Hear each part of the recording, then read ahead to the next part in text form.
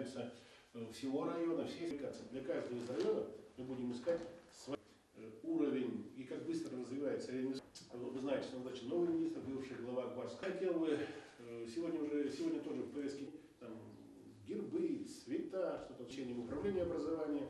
В этом конкурсе, я думаю, слов от меня не дождетесь. Ну и участие. Национальные и этнокультурные составляющие интегрированы в основную образовательную программу российской общенациональной общности.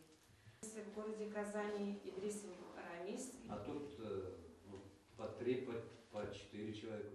Второй проект – это проект школы побратимы. То есть мы хотим не только, чтобы побратимыми стали районы, города, но и школы. И будем предлагать одну из школ базовых Свердловской области, где преподается татарский язык, и будем подбирать хорошую, примерную школу Республики Татарстан.